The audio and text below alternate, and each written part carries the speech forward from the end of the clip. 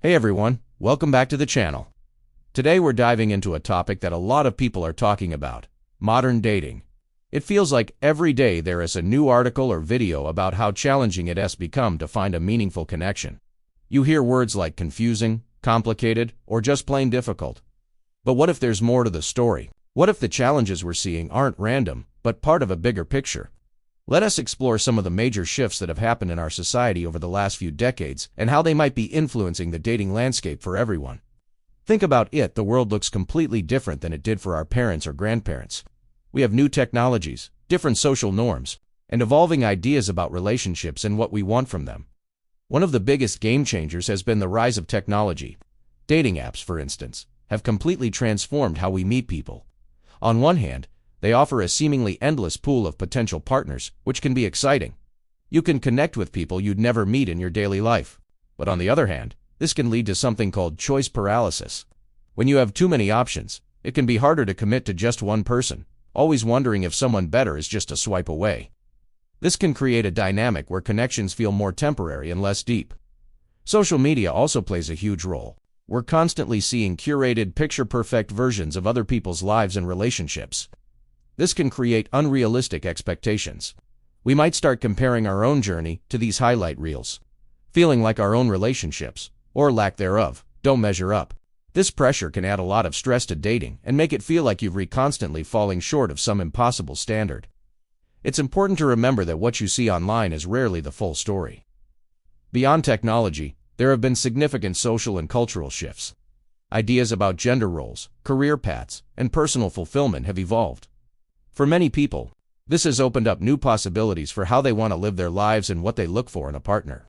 It means that the old rules of dating don't always apply, and we're all figuring out this new territory together. This can be liberating, but it can also feel uncertain, as we navigate new expectations without a clear roadmap. The economy has also had an impact. With rising costs of living and shifts in the job market, financial stability has become a bigger factor in people's life plans. This can affect when people feel ready to settle down, what they're looking for in a partner, and how they approach building a future together. These practical concerns are a real part of the modern dating experience. So, when you put it all together, the tech, the social media pressure, the changing cultural norms, and the economic realities, it's clear that modern dating is a complex puzzle. It's not just about one single thing, but a combination of many factors that are shaping how we connect with each other. Understanding these different pieces can help us navigate the landscape with a bit more clarity and empathy, both for ourselves and for the people we meet along the way. What are your thoughts on this? Have you noticed these trends in your own dating life? Drop a comment below. I'd love to hear your perspective. Let's talk about the numbers in modern dating that nobody seems to want to talk about. These aren't opinions.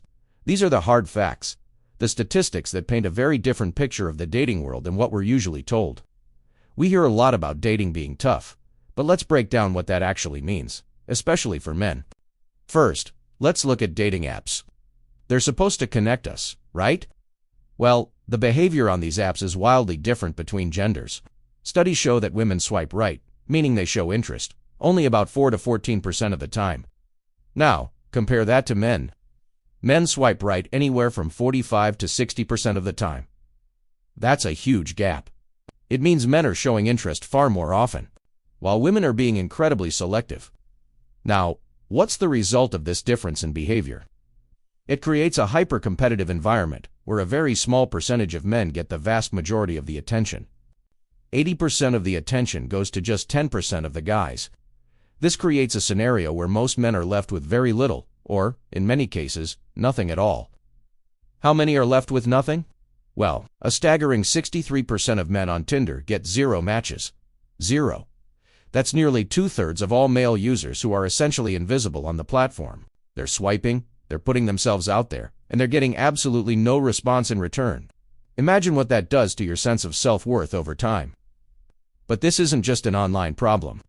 These digital dynamics are spilling over into the real world and having a massive impact on young men's lives. Let's look at some more numbers. 1 in 3 men under the age of 30 hasn't had any intimacy in the past year.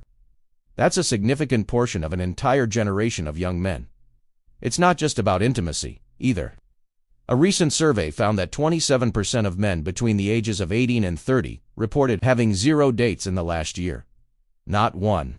When you look at the total population of people who are romantically inactive, meaning they have no romantic or intimate partner, men make up 79% of that group.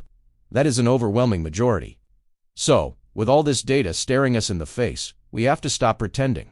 We have to stop using the same old tired explanations. This isn't just a case of men aren't trying hard enough. With 45 to 60% swipe rates, they clearly are trying. This isn't just about men not being confident enough. Confidence is hard to maintain when you're facing constant rejection or, even worse, complete invisibility. And it's not as simple as men need to work on their communication skills. What we're looking at is a fundamental shift in the dating landscape, driven by technology. Women now have what feels like an infinite menu of digital options delivered right to their phones. They can swipe through thousands of potential partners, which naturally makes them extremely selective. Why settle for average when the next swipe could be someone who seems perfect? For the average man, the reality is the complete opposite. They don't have infinite options.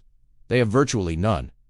They are competing with thousands of other men for the attention of a highly selective audience. This isn't a dating market in the traditional sense, where supply and demand are somewhat balanced. For the average guy, it feels more like a digital meat grinder. It takes their hope, their effort, and their self-esteem, and often gives nothing back. This is a serious issue that affects millions of men. And it has real consequences for their mental health, and for society as a whole. We need to have a more honest conversation about what's really happening in modern dating. It's not about blaming anyone. It's about acknowledging the reality that the current system is failing a huge number of people.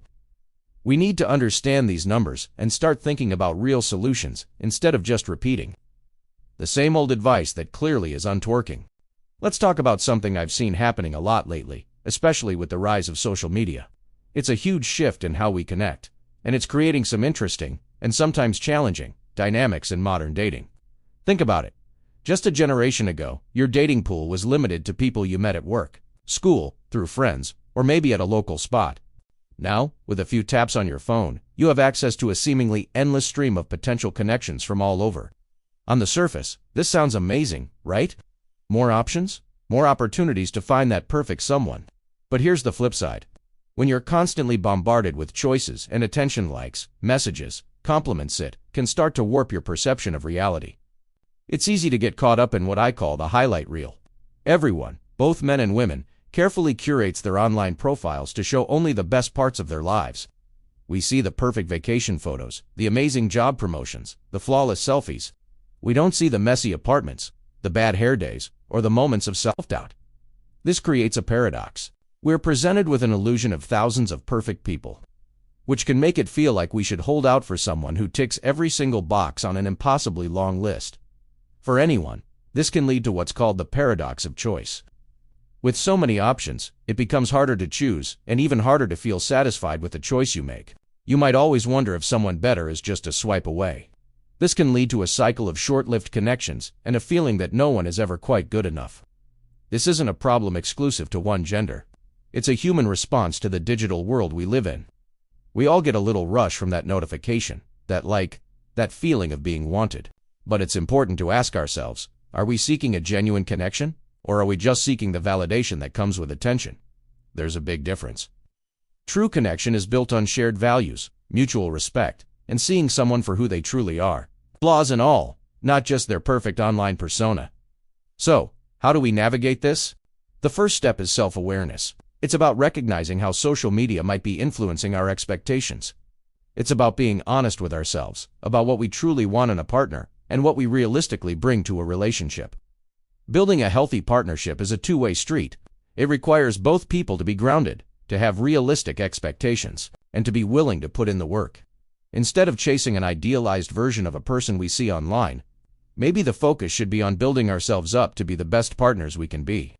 This means working on our communication skills, our empathy, and our own personal growth.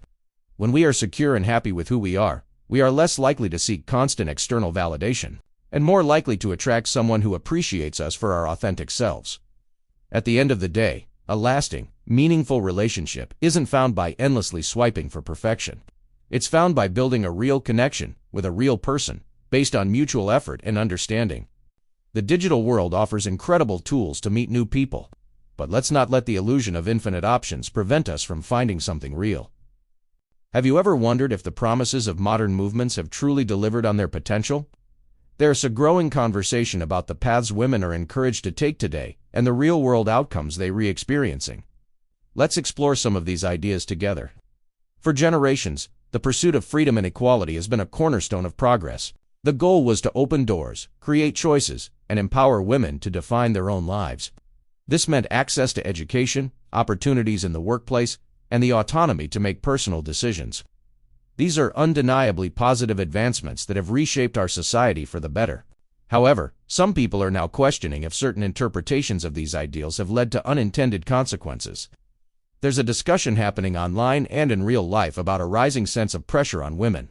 The pressure to excel in a high-stakes career, maintain a perfect social life, and achieve complete independence can be immense. For some, this constant striving has led not to fulfillment, but to feelings of anxiety, burnout, and a sense of being overwhelmed. Think about the narratives we see every day. The message is often to hustle harder, climb higher, and never settle. But what happens when this path doesn't lead to the happiness we were told it would? What if, after years of focusing on career and independence, some women find themselves feeling disconnected or lonely? It's a valid question to ask if our modern definition of success is missing some key components of a fulfilling life, like deep relationships and a strong sense of community. Another aspect of this conversation revolves around relationships. The idea that a partner is optional or that marriage is an outdated concept has become more mainstream. While independence is valuable, some argue that this mindset can inadvertently devalue the importance of building a life with someone. It can create a dynamic where long-term commitment is seen as a burden rather than a source of strength and mutual support. This can be especially confusing when society also upholds the ideal of a fairy tale romance. These conflicting messages can leave people feeling lost about what they should want or how to build lasting connections. Furthermore, there's the influence of social media. We're constantly bombarded with curated images of perfection. People present a version of their lives that is often far from reality. This can create unrealistic expectations, both for ourselves and for potential partners. It can be hard to build a genuine connection when we're all trying to live up to an impossible online standard. This digital world can sometimes foster a sense of entitlement or a skewed perception of one's own value, making real-world interactions and compromises more difficult. When these expectations don't match reality, it's easy to look for someone to blame. It's a common human response to disappointment. However, pointing fingers often prevents us from looking inward and asking the tough questions. Are my expectations realistic? Am I communicating my needs effectively? Am I contributing positively to my relationships and community? Shifting the focus from blame to personal responsibility and self-reflection is a powerful step toward creating the life we truly want. Ultimately, the goal is for every woman to have the freedom to choose her own path to happiness, whatever that may look like. It might be a high-powered career, a life dedicated to family, or a unique blend of both. The key is to have an honest conversation about what truly brings fulfillment. It's about recognizing that a meaningful life isn't a one-size-fits-all formula. It's about building strong communities, fostering healthy relationships based on mutual respect and effort, and defining success on our own terms. Today, we're diving deep into a really complex and often discussed topic. Why are marriage rates declining, and why do some people feel that the institution of marriage has fundamentally changed?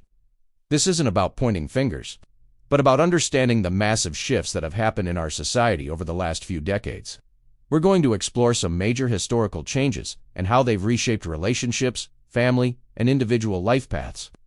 This is a big conversation, so let's get into it. Let's start by rewinding the clock a bit. Think about society 50 or 60 years ago. The path for most people was pretty clear-cut. You grow up, you find a partner, you get married, you build a family, and that was the central pillar of your life. It was a social and economic structure that had been in place for centuries. But then, a series of profound changes began to unfold, and they completely redrew the map of modern relationships. One of the most significant of these was the widespread availability of reliable birth control. For the first time in human history, this development created a clear separation between intimacy and procreation. Before this, the biological possibility of having children was an inseparable part of a physical relationship. This reality deeply influenced social norms, expectations around marriage, and the roles men and women played. Marriage was often seen as the essential container for family life. But with the ability to reliably manage family planning, a new world of personal choice opened up. Individuals could now explore relationships and intimacy without the immediate prospect of starting a family, which was a revolutionary shift in thinking and behavior. This brings us to the second major wave of change, the cultural shifts of the 1960s and 70s. This era brought new ideas about personal freedom, self-expression, and the pursuit of individual happiness. Traditional norms were questioned, and people began to ask what they truly wanted out of life, not just what was expected of them. For relationships, this meant that the reasons for choosing a partner began to evolve. The focus shifted from purely practical considerations, like economic security or social standing, to more personal ones, like emotional connection, shared values, and mutual attraction. People began to prioritize finding a soulmate or a partner who fulfilled them on a deeper, more personal level. This search for emotional fulfillment became a central goal in modern dating. The idea wasn't just to find someone to build a life with in a practical sense, but to find someone who you truly connected with. This change in priorities has had a lasting impact on how we date and what we look for in a long-term partner. The emphasis on personal happiness and romantic love is now a cornerstone of modern relationships, a stark contrast to the more pragmatic approach of generations past. The third major change we need to talk about is a legal one, the introduction of no-fault divorce laws. Starting in the 1970s, these laws made it possible for a couple to end a marriage without having to prove that one person was at fault for the breakdown. The intention was to make the process less adversarial and to allow individuals to leave unhappy or unhealthy situations more easily, and it did just that. It gave people, particularly those who may have felt trapped in difficult marriages, an exit ramp. However, this legal shift also changed the nature of the marriage contract itself. It transformed marriage from what was once widely seen as a lifelong covenant into a more flexible legal agreement that could be dissolved by either party at any time. This had significant consequences. For one, it introduced a new level of uncertainty into the equation. The commitment, once legally and socially reinforced as permanent, now had an accessible exit. This has led to a lot of discussion about the risks and rewards of marriage in the modern era, with some feeling that the balance has shifted. So, when you combine these three powerful forces, the separation of intimacy from procreation, the cultural emphasis on personal fulfillment, and the legalese of dissolving a marriage, you get a completely new social landscape. These changes have collectively contributed to many of the relationship patterns we see today. For example, concepts like hookup culture or casual dating are direct results of a world where relationships can exist outside the framework of marriage and immediate family planning. People now have the freedom to explore different connections without the pressure of a lifelong commitment from day one. Another significant outcome is the trend of delayed marriage. The average age for a first marriage has been steadily rising for decades. With more focus on education, career building, and personal discovery in our 20s, many people are choosing to postpone settling down. The traditional timeline has been replaced by a more individualized one, where marriage is seen as a capstone achievement after other life goals have been met, rather than the cornerstone you build your adult life upon. This delay gives people more time to figure out who they are and what they want. But it also means they enter the marriage market at a different life stage. These shifts have also profoundly impacted family structures. The traditional nuclear family is no longer the only model. We see a much greater diversity of family units today, which reflects our society's changing values. Alongside this, we've seen discussions about declining birth rates in many developed countries. When people marry later and have different life priorities, it naturally affects decisions around having children. All these elements are interconnected, creating a complex web of cause and effect that shapes our modern world. Given all this, it's not surprising that many people today, particularly men, are reevaluating what marriage means to them.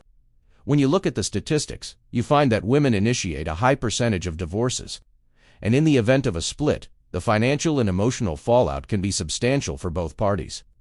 For some men, looking at the modern landscape, they see the legal and financial structure of marriage as a high-stakes proposition. They see the potential for losing assets, access to their homes, and even consistent contact with their children if the marriage doesn't last. This perspective isn't about blaming anyone. It's about risk assessment. For these individuals, the traditional upside of marriage, lifelong companionship, family, social stability now seems to be weighed against significant modern risks. They look at the high divorce rates and the potential for a difficult and costly separation, and they ask themselves if the legal contract of marriage is still the best vehicle for a happy, committed relationship. They might feel that the institution itself has changed so much that it no longer offers the same security or benefits it once did. So when people ask, why don't men want to get married anymore? It's not a simple question with a simple answer. It's a reflection of these massive, interwoven societal changes. It's not necessarily that men don't want love, partnership, or family. Many of them do. But the question for them has become whether the legal institution of marriage, in its current form, is the right path to achieve those things. They are weighing the emotional desire for connection against the perceived legal, financial, and personal risks. The conversation has shifted from when will I get married to should I get married at all? For some, the answer is to pursue long-term, committed relationships without the legal contract. For others, it's about being far more cautious and deliberate about who they choose to marry and when.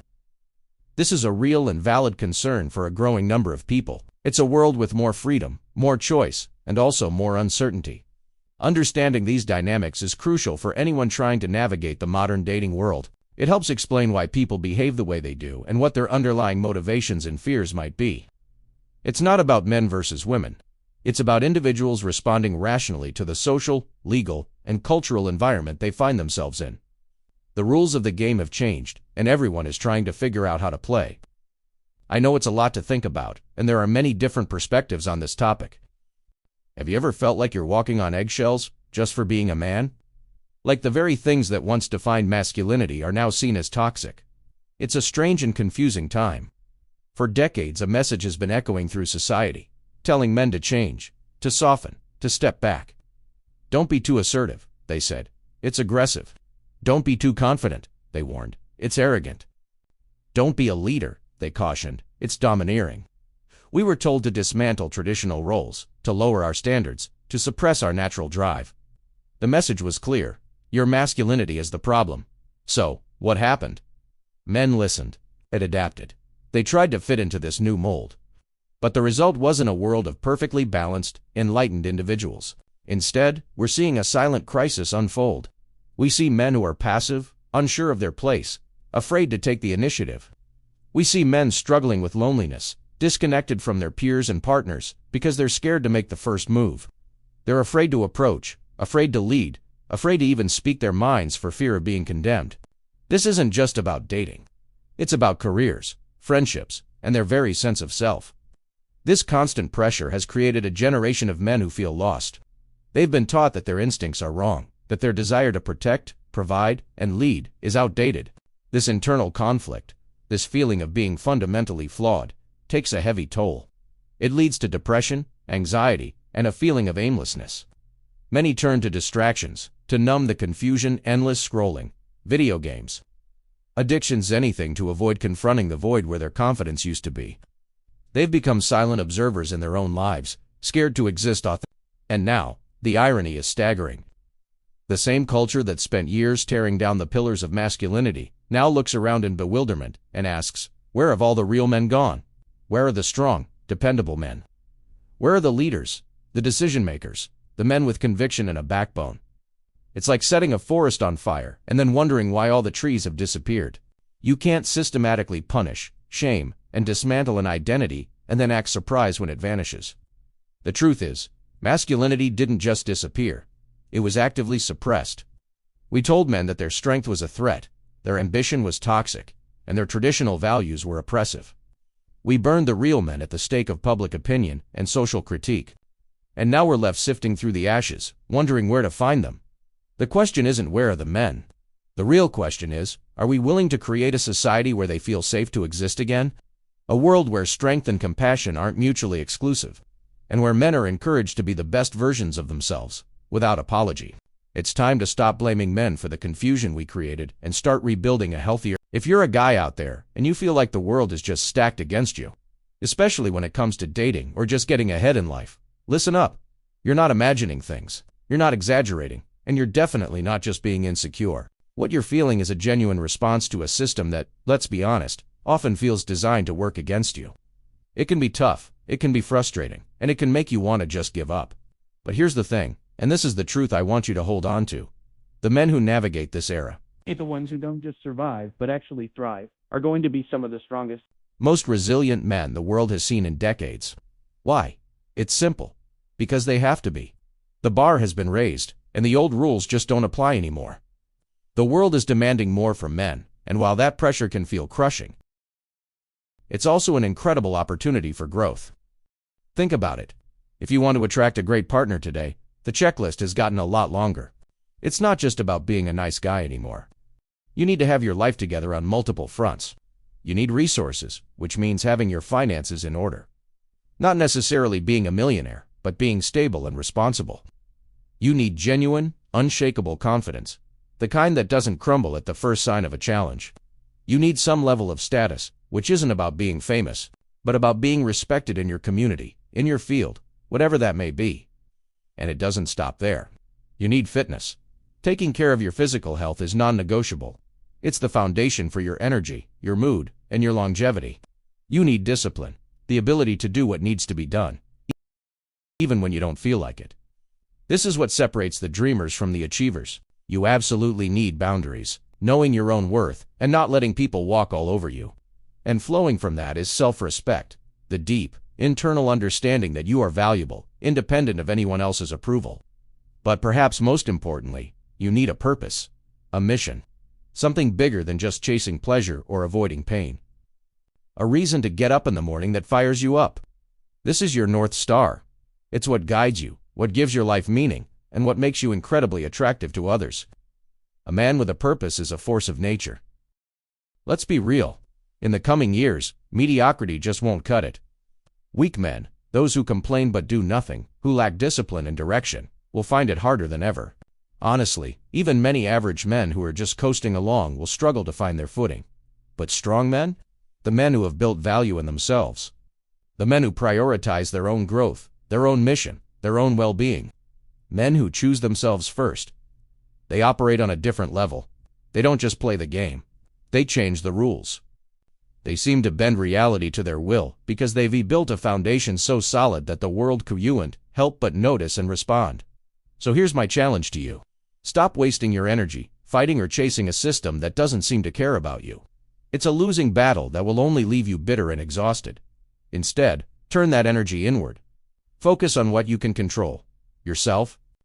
Start building. Build your body. Build your bank account. Build your mind. Build your skills. Build your character. Become the kind of man you admire. Become so valuable, so competent, so centered in your own purpose that you no longer have to chase anything or anyone. When you do that, a funny thing happens. The world starts coming to you. Opportunities appear. Respect is given, not demanded. The right people, including the right partner, are drawn to your energy. You become the prize. You make the system chase you. It's not an easy path, and it won't happen overnight. It requires dedication, sacrifice, and a willingness to face your own weaknesses. But the reward is a life of strength, freedom, and fulfillment that is worth every ounce of effort. It's time to build. Thanks for watching. If this resonated with you, hit that like button and subscribe for more content to help you level up. See you in the next one.